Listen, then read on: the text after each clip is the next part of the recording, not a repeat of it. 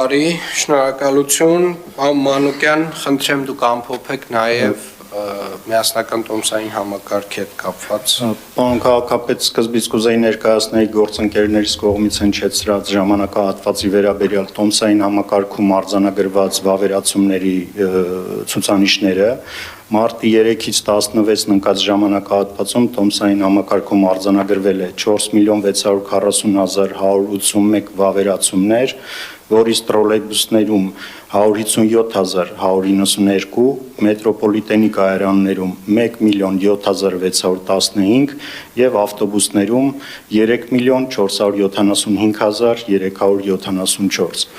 Պարոն քաղաքապետ, եթե թույլ կտաք, ներկայացնեմ նաև հունվար-փետրվար եւ մարտի 1-ի 10-օրյակի ժամանակահատվածում տոմսային համակարգի շահագործման արդյունքում գեներացված տվյալների հիման վրա ստեղծված որոշակի հաշվետվություն, վերլուծական տվյալներ։ Խնդրեմ ուշադրությունն էկրաններին, որպես հիմնական ցուցանիշ, խնդրեմ փոխեք, հաջորդ։ Որպես հիմնական ցուցանիշ բոլոր տեսակի տոմսերի վաճառքների քանակական տվյալներն են 17.743.372, այս թիվը ներառում է բոլոր տեսակի տոմսերը, այդ թվում մեկանգամյա երթերը մինչև 1 տարի տոմսը։ Հասույթը այս ընթացքում կազմել է 2.538.946.350 դրամ։ Այս 17.374.372 տոմսերից 213.021-ը կազմել են փաթեթային տոմսերը, որոնց ցուցիչները հաջորդ սլայդը խնդրեմ բաշխվում են հետևյալ կերպ։ Ամենապոպուլյար տոմսը դա 10 ուղևորության տոմսն է, 105.635, հաջորդիվ գալիս է 30 օր տոմսը 58.291, այնուհետ 180 րոպեն շուրջ 30.000 եւ այդպես շարունակ։ Խնդրեմ հաջորդ սլայդը, Փաթեթային տոմսերի վաճառքները 213.021, որից 61.609 դա արտոնություններով տոմսերն են, կազմում է 29% ընդհանուր քանակի, եւ այս 61.609-ից 22%-ը կազմում են անվճար տոմսերը։ Խնդրեմ հաջորդ սլայդը։ Եվ 7%-ը զեղչով, իսկ հիմնականը կազմել է 71%-ը։ Արտոնություններով տոմսերի բաշխվածքը ըստ տեսակների հետևյալ դասավորությունն ունի, խնդրեմ փոխեք։ Ամենապոպուլյար տոմսը արտոնյալ դա 1 ամիս երկարաձգված տոմսն է, շուրջ 30.000 անվճար 1 ամիս տոմս, ինչպես գիտենք, ավելացավ հիմնական փաթեթներին, վերջի որոշման հիման վրա։ Եթե այս կտորը չդիտարկենք, քանի որ սա շարունակական բնույթ չի կրելու, արտոնություններով տոմսերից ամենապոպուլյարը դա կենսաթոշակառուներին տրամադրվող տոմսերն են, կազմում է 10.948, մյուսը տեղում արդեն հաշվանդամներ,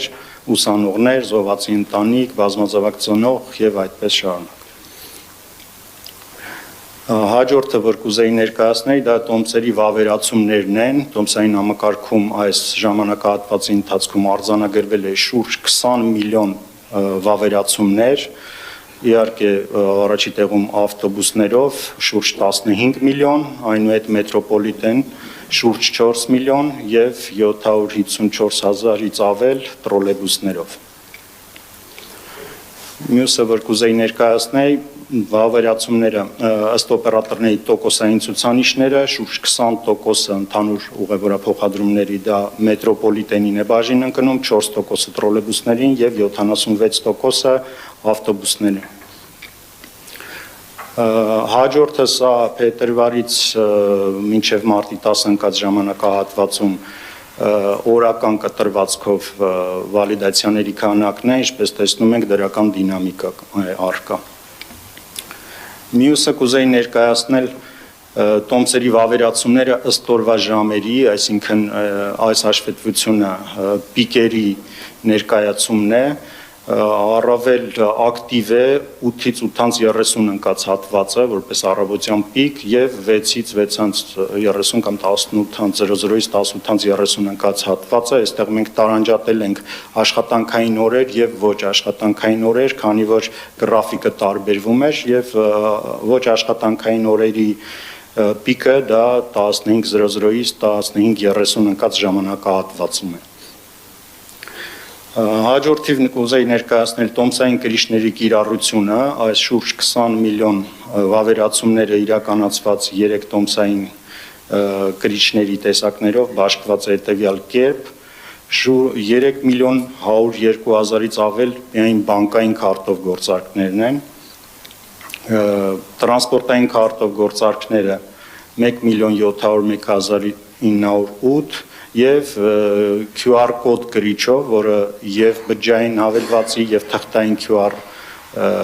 գրիչի միջոցով իրականացվածն է, որը 75% է կազմում եւ բանկային քարտը 16, տրանսպորտային քարտը 9։ Մյուսը արդեն երթուղիների, առավել պոպուլյար երթուղիների վերաբերյալ հաշվետվություններն են,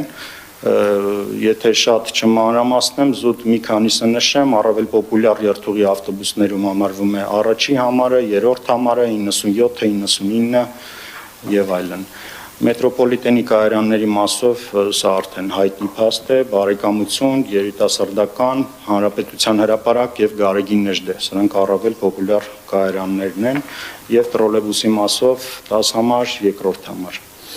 Այսքանը։ Շատ լավ, շնորհակալություն, կարծում եմ այս տվյալները մեզ տալիս են հնարավորություն վերլուծական որոշակի եզրակացություններ ունենալ եւ մասնավորապես երթուղիների վերադասավորումներ կազմակերպել, նույնիսկ մինչեւ ամբողջական 250 18 մետրանոց ավտոբուսների գնումը, կարծում եմ սա մեզ հնարավորություն է տալիս հաշվի առնելով տարբեր գծերի ծանրաբեռնվածությունը որոշակի վերադասավորումներ կազմակերպել եւ ավելի թեր բեռնված գծերից ավելի բեռնված գծեր որոշակի շարժակազմի տեղափոխություններ իրականացնել, կարծում շատ օգտակար տեղեկատվություն է, պարոն Հարությունյան, եւ նաեւ մեր Yandex-ի գործընկերներից ակնկալում ենք որոշակի կրկին վերլուծական ինֆորմացիա, որը որ գիտեմ որ ընթացքի մեջ է, եւ այդ տվյալները նույնպես մեզ էականորեն կօգնեն հենց այդ աշխատանքի համար։